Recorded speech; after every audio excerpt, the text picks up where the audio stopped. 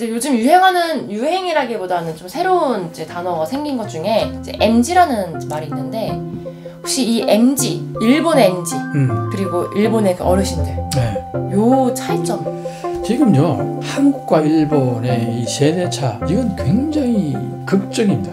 우리만 그런 건 아니고 일본만 그런 게 아니라 네. 한일 양국 다. 간단하게 얘기하면은 일본의 장노년층은 자기가 젊었을 때는 엄청나게 일본이 잘 나갔었어요. 네.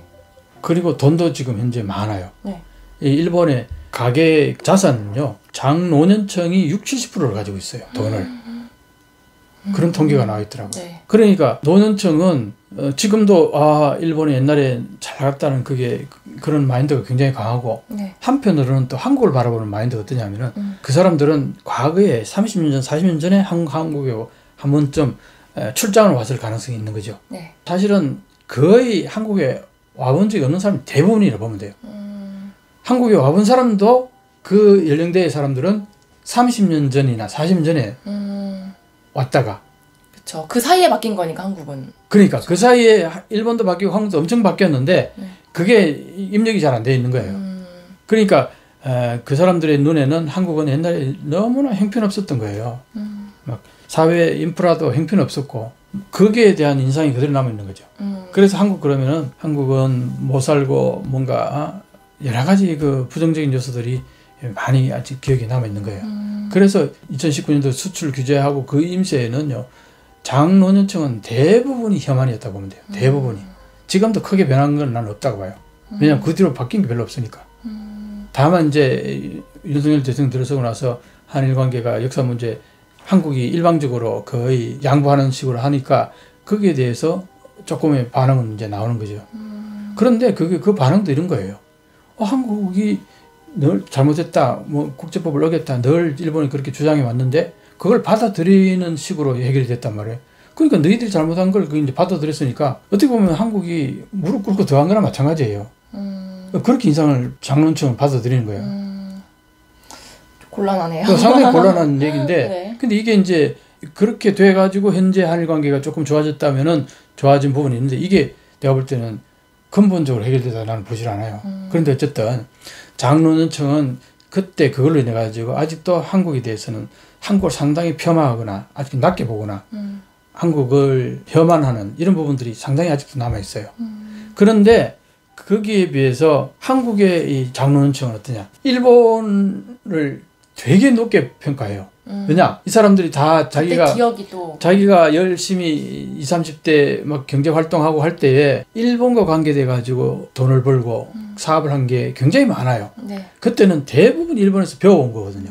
기술을 배워오고 뭔가 베껴오고 네. 그랬던 기억들이 굉장히 많이 남아 있어 가지고 일본에 대해서는 굉장히 아직도 높게 평가하고 일본은 대단해, 이런 인식이 굉장히 강합니다. 이게 이제 양국의 일본의 노년층은 한국을 아직도 한참 낮게 바라보고 한국의 장노년층은 일본을 아직도 한참 높게 바라보고 이게 아직 여전히 진행되고 있다는 거죠. 자, 그런데 이제 젊은 층은 내려오면 어떠냐? 그러니까 뭔가 요즘에는 젊은 층 같은 경우에는 서로를 좋아하는 것 같아요.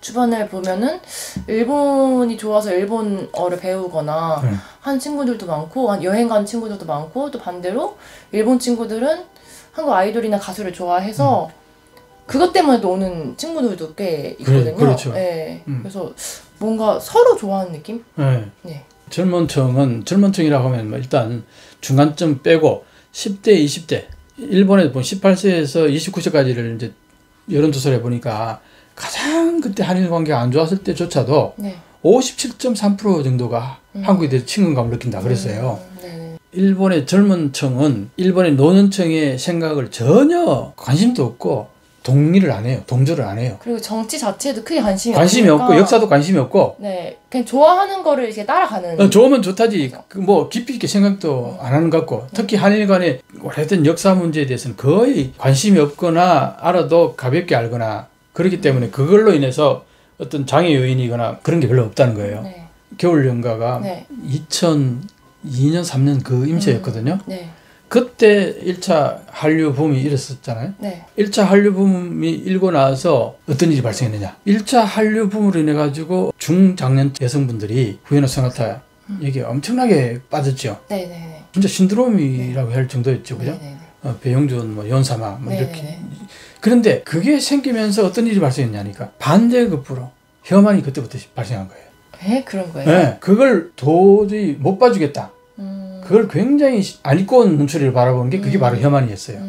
장노년층 남성들, 중장년층까지 들어가요. 이해를 못하는 거죠. 그러니까 저 아줌마들 좀 뭐한 짓이야. 이제 거의 그런 식으로 바라봤어요. 그래서 그때 1차 한류가 발생한과 동시에 혐한이 그때부터 급격히 형성되기 시작해가지고 그게 이제 1차 붐이 사그러지게 된 이유도 그 혐한이 너무 강해지면서 1차 붐이 사그러졌다고. 그래서 이제 한류는 이제 끝나나 보다 했는데 또 2차 붐, 3차 붐 계속 나왔잖아요. 그럼 지금은 이제 뭐 거의 그렇죠. 2000년대라든지 그때는 가수 보아가 이제 일본 활동하면서 조금 뭐 동방신기라든지 좀 인기가 있어졌다가 조금 꾸준히 있긴 했는데 뭔가 언젠가부터 최근이 더 심한 것 같아요. 그게 더 인기가 많아진 게 뭔가 스타일도 되게 많이 따라하고 메이크업도 따라하고 요 문화 자체를 되게 즐겨하는 일본 친구들이 되게 많이 늘어나서 굉장히 되게 보기 좋고 그게요. 이런 얘기를 합니다. 1차 한류 때에 그때 40, 50대, 60, 70대까지의 여성분들이 좋아했단 말이에요. 네. 그때의 어린아이였던 이 친구들이 성장해가지고 그게 한류에 대해서 저항감이 없는 거예요. 네, 엄마의 모습을 보면서. 그런 경우도 있더라고요. 어머니가 그러니까 한국 드라마를 봐서 옆에서 계속 보고 자라다 보니까 한국말을 좀 어느 정도 하는 사람들도 생기고 그러니까 이질감도 뭔가 별로 없고 그러니까 엄마가 한류를 좋아하니까 그 한국에 대한 그 저항감이 전혀 없는 거예요. 이 친구들이 이제 성장해가지고 지금 20대 정도 됐다 치면은 이 사람들 입장에서는 한국에 대해 저항감이 전혀 없는 거예요. 뭐 혐한이라는 개념 자체가 아예 없는 거예요. 그래서 그게 이제 굉장히 지금 완전히 붐이 됐는데 물론 그 사이에 이제 한국의 K-팝이 굉장히 발전을 많이 했잖아요. 예를 들어서 BTS 같은 경우는 한 5, 6년 전에 그때 막 일기 시작해가지고 2, 3년 전에 피크를 이뤘단 말이에요. 군대 가기 전에. 최근에 이제 일본의 모습들은 BTS 정도는 뭐 전 세계가 열광하니까 부인할래야 부인할 수가 없는 거예요. 비판할래야 비판할 수 없어요. 초기에는 BTS도 비판하는 글들이 굉장히 많았어요. 일본의 댓글들 보면은. 예를 들어서 뭐 영국에서 제2의 비틀즈다 그러니까 뭐 무슨 말라 비틀어 죽을 뭐 거의 그런 식으로 비아냥거렸다고요. BTS를. 근데 지금은 거의 없다는 거예요. 그런 얘기가. 비판이. 왜냐? BTS가 워낙 전 세계적으로 받아들여지니까 자기가 그 비판하는 것 자체가 그게 뭐 들지가 않는 거예요. 일본에도 아미가 있잖아요. BTS 팬들인 아미가. 있겠죠. 그 아미들이 집중 공격을 해요. 그 사람들. 그런 일들이 있으니까 한류가 일본의 젊은 세대에게는 완전히 정착이 됐다는 거죠. 그러게요. 그러니까 이제 한국의 젊은 사람들은 그러면 어떠냐. 내 세대 되는 사람들 그리고 40, 50대까지도 한일 관계 그러면 역사 문제가 굉장히 아직도 중요한 요인으로 자리 잡고 있어요. 이거는 뭐 일본이 명확하게 깔끔하게 한국이 인정할 정도로 사죄를 했다고 인식을 아직 안 하기 때문에 그 부분이 계속 남아있는데 그런데 이제 지금 한국도 마찬가지로 20, 30대 정도 내려오면은 이게 사실 역사 문제라는 게 희미해져 가는 거예요. 이제 서서히 조금씩. 물론 다는 그렇다는 건 아니에요. 그 부분은 인식은 하고 있대. 그게 일본을 좋아하거나 이런 데 있어서 큰 장애 요인이 되지 않는다. 그러니까 뭔가 확실히 이거는 분리시켜서 봐야 할 것 같아요. 분리시켜서 보는 것 같아요. 그래서 MZ세대가 기존의 기성세대하고는 좀 다르다. 일본을 바라보는 시각이. 그런 측면에서 서로 굉장히 친하게 지내는 부분들이 많고 그리고 지금 대학에 보면은요. 일본 유학생들이 굉장히 많다고 그래요.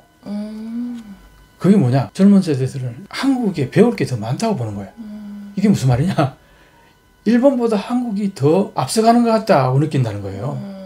이게 굉장히 놀라운 얘기잖아요. 예를 들어 뭐 디지털도 더 발달이 돼 있고 디지털도 발달되어 있고 K-팝도 그렇고 드라마도 그렇고 여러 가지로 한국에 와서 보니까 첨단 이 과학 기술 같은 것들도 굉장히 아주 발달되어 있는 것 같고 여러 가지로 한국이 일본보다 못한 게 아니라 오히려 더 앞서가는 부분이 많다고 느낀다는 거예요. 실제적으로.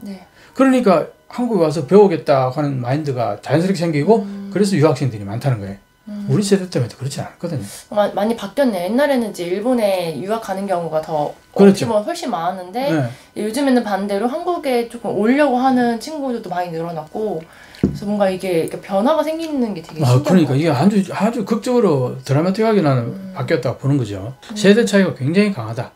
그래서 나는 이런 얘기를 자주 하는데 지금 한일 관계가 굉장히 안 좋은 것은 일본의 60, 70대 80대 이분이 혐한을 여전히 그거는 쉽게 바뀌지 않는 거다.